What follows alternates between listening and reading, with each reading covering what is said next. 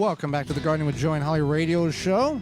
Big show we've had, and we've still got time. It's time for your questions, our answers to the top of the hour. If you've got a question, send it on over to gardentalkradio@gmail.com. That's gardentalkradio@gmail.com.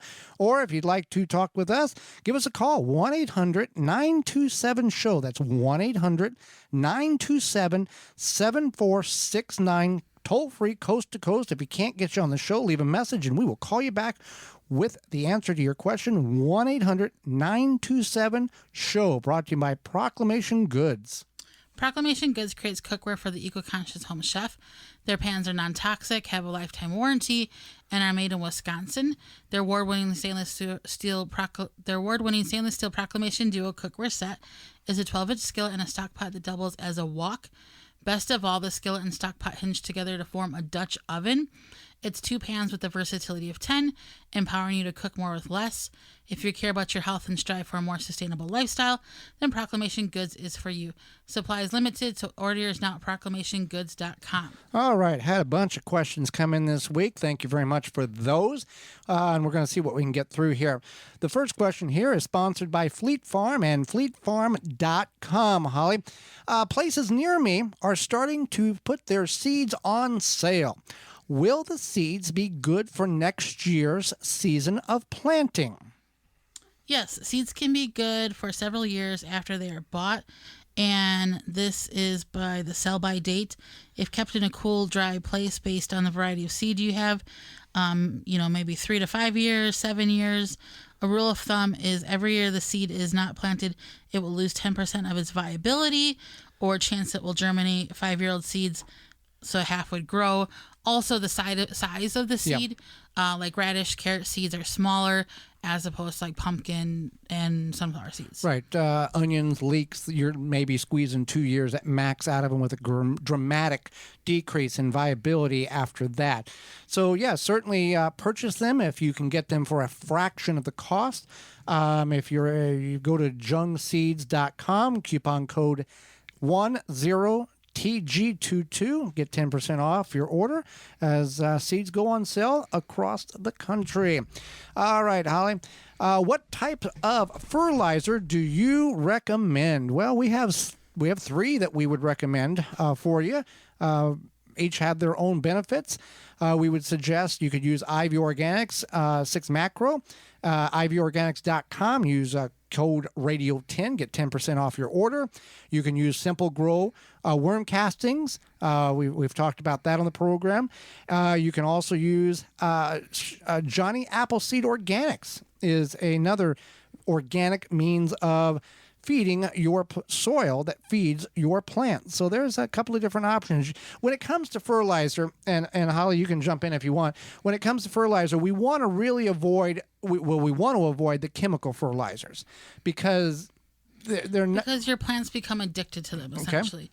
So when you use chemical fertilizers, something that starts with the word miracle, you are feeding your plants essentially what's called plant crack. Well, there's other companies that make similar product like that, but right. Yes. But your plants become addicted to them, so they rely on a regimen. Right. Yeah.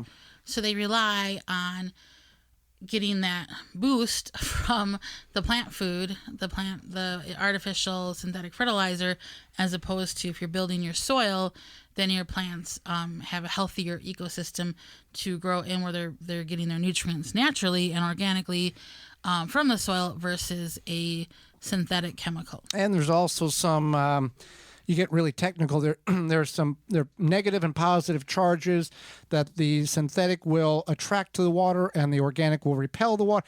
It's a whole thing, but simply put, the organic the plant will use as needed. The synthetic, the plant will use it all up as quickly as possible, so there can be problems there. All right, here, Holly. Last week, near my peppers, I had white blobs, a white blob that was about 1 foot wide and 2 foot long. It appeared in my garden. I would describe it as looking like a giant white sponge, and the next day it was gone. What was this? Sounds like that is called dog vomit slime mold.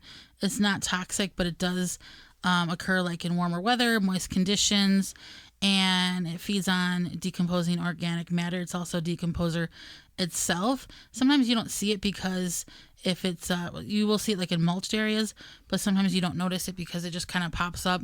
If you don't walk towards the area in your yard, it disappears usually within a day or two. But it's just something that occurs naturally. It's not a bad thing. It'll go away. Just don't touch it or take it in the house or anything like that. But yeah, totally cool. All right, question about zucchinis. I have a lot of leaves on my plant, and should I trim them back? I have very few zucchinis. Is this good? Is this bad? If so, how do I do it? Yeah, so you can. It's not required to do the trimming of the zucchini leaves, but you can remove 2 to 3 stalks or leaves of the stalks. Yeah, take it down right to the base, the growth, the main growth stem or the growth. Take that stalk of the stem, cut it down.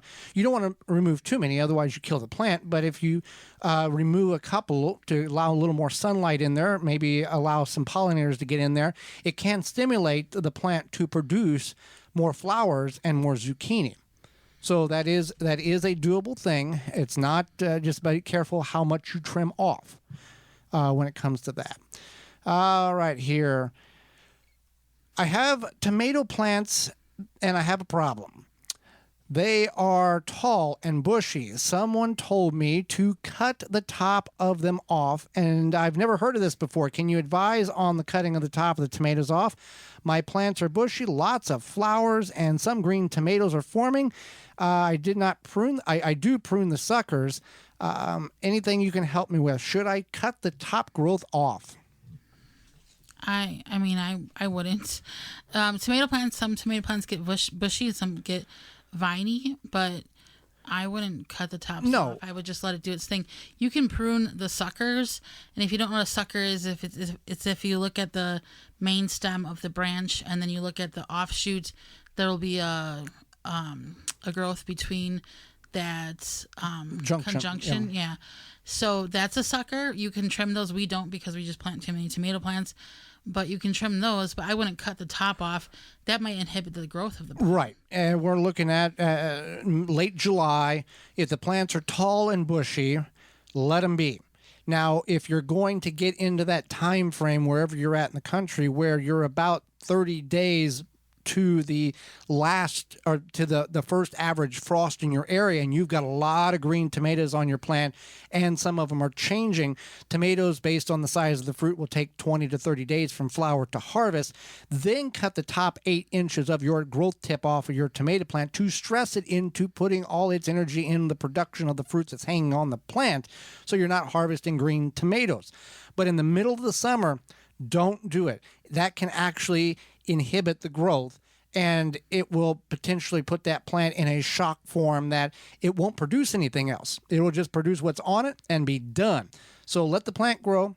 Don't worry about it. It'll be fine, and have fun with that. All right, one last question here. I see a lot of posts on the social media platforms where they have an image of a bug and they are asking about what is the best thing that you could spray to kill the bugs.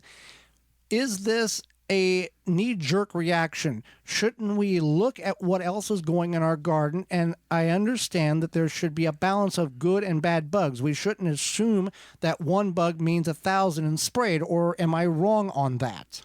Yeah, so you do want to look at the bugs. Sometimes you might, it's just like when little kids see bees and they think that the bees are going to sting them. Or a spider in the house. Or a spider in the house, yeah. Or our cat sees a spider and wants to get it.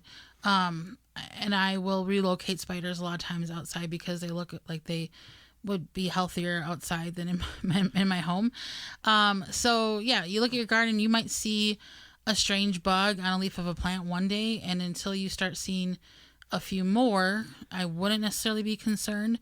Also, a knee-jerk reaction, yes. You should not, become the local exterminator of your garden just because you see a bug that seems unwelcome. You want to do some research. You want to look into it, whether it be contacting us, your local university extension, a trusted friend who might know about the insect, something like that.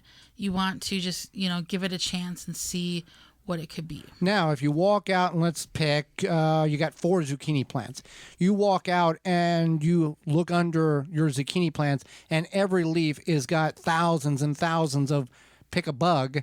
Then we're looking at, okay, what do I need to do in order? Is the plant salvageable, first of all? Or should we just rip them up, as disappointing and depressing as that is, and just toss them out in the street or the burn pile because they're infested with bugs beyond understanding?